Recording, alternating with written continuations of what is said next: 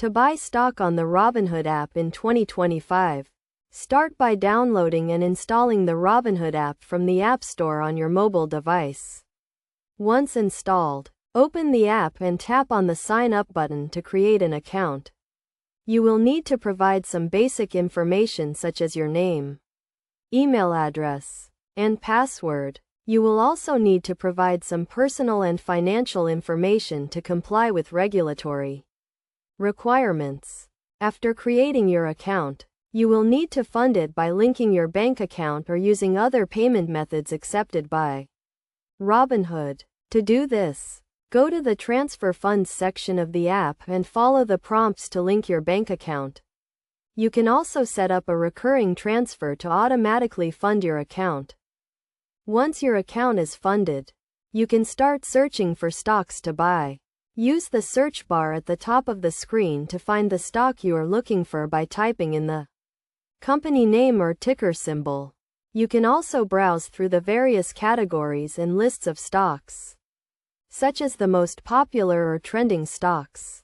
When you find a stock you are interested in, tap on it to view its details page. This page will provide you with information about the stock, including its current price, trading volume, and recent performance. You can also view charts and graphs to help you analyze the stock's performance over time. To buy the stock, tap on the Buy button and enter the number of shares you want to purchase. You can also set a limit order, which allows you to specify the price at which you want to buy the stock. Review your order carefully to make sure everything is correct, and then tap on the Confirm button to complete the purchase.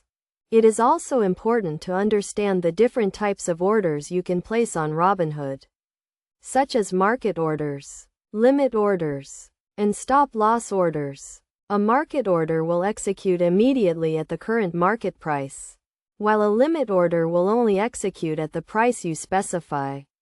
A stop-loss order will automatically sell your stock if it falls to a certain price, helping to limit your potential losses.